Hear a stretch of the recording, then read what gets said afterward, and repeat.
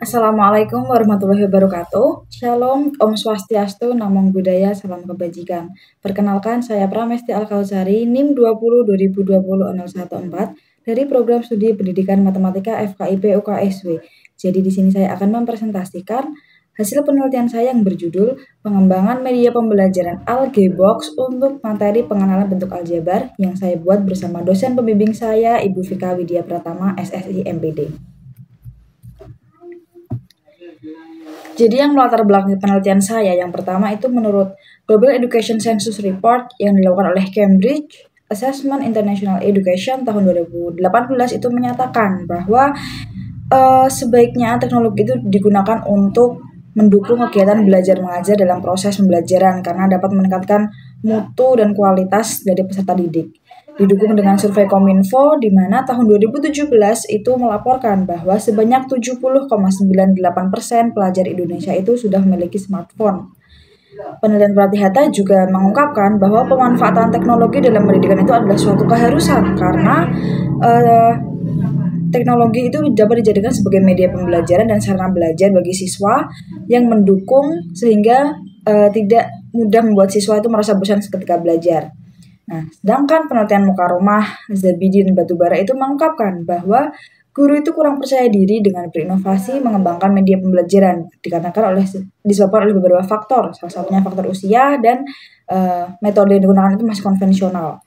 Nah, pada jenjang SMP khususnya pada pelajaran matematika itu terdapat satu materi pokok yang wajib dipelajari yaitu aljabar. Menurut Muhtasyam tahun 2018 itu menyatakan siswa itu mengakui bahwa materi aljabar adalah materi yang sangat sulit dikuasai.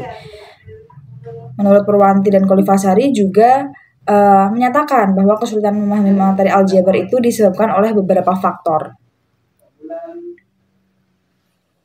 Nah, namun penelitian Fitri menyimpulkan bahwa penggunaan smartphone di kalangan pelajar itu memberikan dampak yang positif bagi minat belajar siswa. Penelitian Khadijah juga mendukung bahwa siswa yang menggunakan smartphone itu akan lebih memiliki wawasan yang luas dan tinggi karena tidak cenderung pada teks dan buku saja, sehingga siswa bisa mencari informasi tidak hanya tergantung pada buku-buku paket seperti itu. Nah, penelitian Asmurti, Rizal, dan Irwanto juga menyatakan bahwa prestasi belajar siswa itu yang di sekolahnya mengizinkan mengakses smartphone itu, maka prestasi belajarnya akan lebih tinggi hasilnya. Oleh karena itu, peneliti berinovasi mengembangkan media yang dapat diakses melalui smartphone. Media yang dikembangkan bernama Algebox, tentunya media yang memuat unsur-unsur dalam aljabar. Adapun tujuan penelitian ini adalah untuk mengetahui kevalidan, kepraktisan, keefektifan media pembelajaran Algebox untuk materi pengenalan bentuk aljabar. Nah, jenis penelitian ini merupakan Research and Development atau R&D dengan model penelitian adalah ADDIE, di mana subjeknya adalah siswa kelas 9C di semester genap tahun ajaran 2023-2024 di SMP Kristen Satya Wacana Salatiga. Teknik pengumpulan data ada 3, yaitu validasi, kemudian angket kepraktisan, dan tes meliputi pretest dan post-test. Instrumen pengumpulan data ada lembar validasi, kemudian lembar kepraktisan, dan lembar keefektifan. Nah, teknik analisis data yaitu analisis untuk kevalidan, kepraktisan, dan keefektifan. Terkait teknik analisis data, di sini peneliti akan menganalisis kevalidan dan kepraktisan itu melalui rumus P sama dengan F per N dikalikan 100%, di mana F ini adalah frekuensi yang didapat dan N adalah jumlah keseluruhan jumlah keseluruhan skor dikalikan 100%. Selanjutnya tabel interpretasi kelayakan media ini sebagai acuan untuk sebuah media itu nanti dikatakan layak dari segi media dan materi. Ini untuk acuan kevalidan. Selanjutnya untuk tabel interpretasi kepraktisan media ini juga sebagai acuan hasil dari kepraktisan media yang nantinya akan diisi oleh guru dan siswa. Nah, selanjutnya adalah analisis keefektifan, di mana nanti hasil datanya ini diperoleh dari hasil pretest dan post-test siswa. Nah, nanti itu hasilnya akan diuji normalitas dulu. Nah, apabila nilai probabilitas data itu lebih dari 0,05, maka data nanti dikatakan berasal dari populasi yang berdistribusi normal. Maka termasuknya adalah parametrik, kemudian selanjutnya adalah uji homogenitas dan uji dites. Sedangkan jika nilai probabilitas data itu kurang dari atau sama dengan dari 0,05, maka dikatakan bahwa populasi berdistribusi tidak normal sehingga masuk ke dalam non-parametrik. Jadi uji yang dilakukan selanjutnya adalah uji Wilcoxon. Bagian selanjutnya adalah hasil dari pembahasan, di mana pada bagian ini peneliti akan menjelaskan step-step atau kegiatan sesuai dengan model ADDIE. Yang pertama, analyze atau analisis. Di sini peneliti melakukan 2 kegiatan, yaitu analisis kinerja dan analisis kebutuhan. Analisis kinerja ini dilakukan peneliti melalui kajian literatur dari hasil-hasil penelitian terdahulu, di mana siswa itu mengalami kesulitan belajar aljabar karena mereka baru menjumpai materi aljabar itu pertama kali dan menganggap aljabar itu adalah ilmu yang abstrak. Selain itu, guru penggunaan metode pembelajaran guru itu masih berupa konvensional dan masih menggunakan media yang berupa teks dan buku saja. Nah, oleh karena itu analisis kebutuhannya itu ternyata diperlukan sebuah media pembelajaran yang menyenangkan, yang melibatkan teknologi, salah satunya dapat diakses melalui smartphone. Nah, di sini peneliti akan mengembangkan sebuah media yang dapat diakses melalui smartphone. Yang kedua adalah desain, di mana peneliti melakukan 5 kegiatan. Yang pertama, mendesain nama dan logo, kemudian desain umum media, penentuan software, desain aturan permainan, dan desain komponen media. Nah, tahap ketiga, development atau pengembangan. Peneliti melakukan 2 kegiatan, yaitu membuat aplikasi dengan software Adobe Animate dan melakukan uji validitas dari ahli media dan ahli materi, yaitu 2 dosen dan 1 guru. Nah, berikut komponen-komponen dalam media, di mana terdapat nama dan logo, kemudian loading game, menu awal, profil pembuat, sejarah singkat Algebox, menu challenge, kemudian pengertian dan rules, challenge variabel, bantuan, challenge koefisien, challenge konstanta, challenge suku, dan challenge mix. Kurang lebih seperti itu, jadi nanti setiap bagian challenge itu tuh sebelum masuk ke bagian challenge itu nanti terdapat pengertian dan rules dan terdapat bantuan. Nah, bantuan ini muncul apabila ada tanda di sini pada bagian setiap challenge ini ada tanda tanya. Nah, ini jika diklik nanti akan muncul bantuan. Nah, sedangkan tombol home ini nanti dia jika ditekan akan kembali ke tampilan challenge seperti itu. Baik, yang selanjutnya adalah hasil dari uji kevalidan, di mana yang diisi oleh 2 dosen dan 1 guru. Di sini dituliskan nama validator 1, 2, dan 3. Diperoleh persentase dari ahli media itu sebesar 92%. Dan persentase dari ahli materi sebesar 89%. Jika kita tinjau dari kita tinjau dari tabel interpretasi kelayakan media, maka dikatakan media ini sangat layak karena berada di range 81% sampai 100% begitu.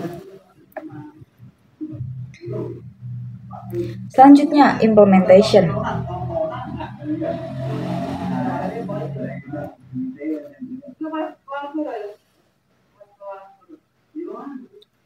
Nah, sebelum masuk ke tahap selanjutnya, di sini terdapat beberapa saran atau pendapat dari validator, di mana terdapat beberapa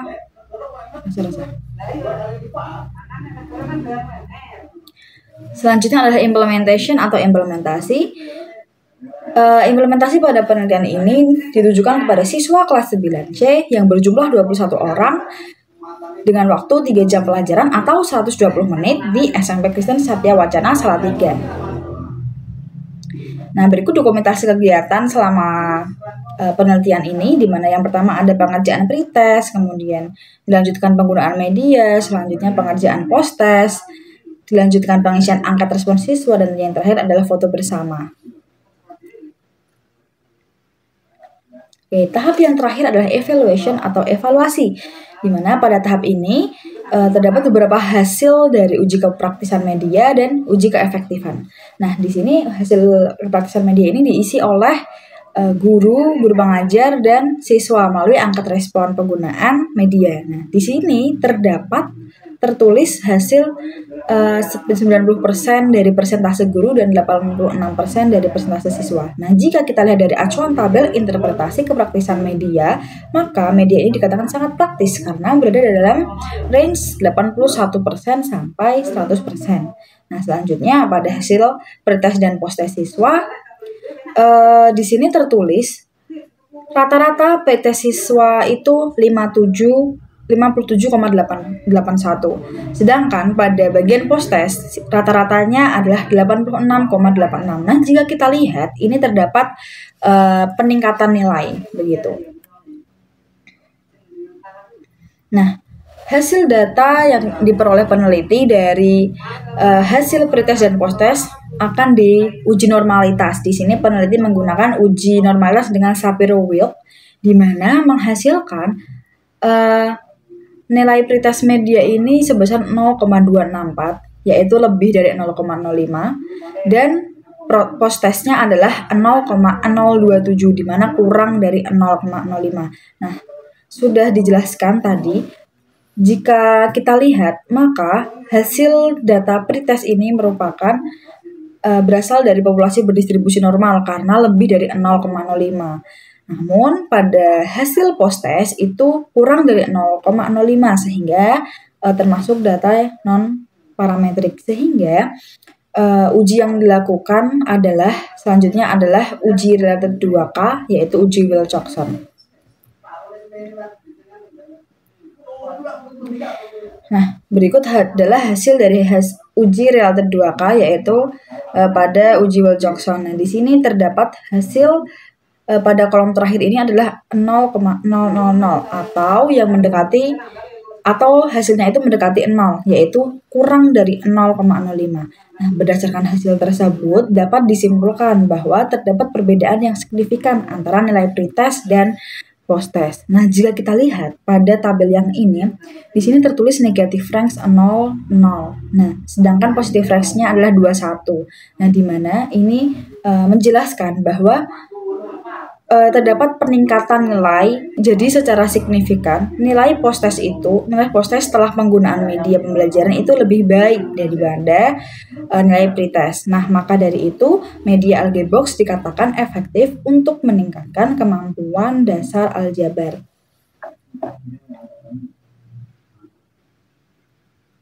Baik, yang selanjutnya adalah simpulan. Tentunya simpulan ini akan menjawab dari tujuan awal dan rumusan masalah, yaitu berdasarkan hasil dan pembahasan dari penelitian, maka dapat disimpulkan bahwa yang pertama, media Algebox itu dikatakan valid dengan persentase 93% untuk aspek media dan 80% aspek materi.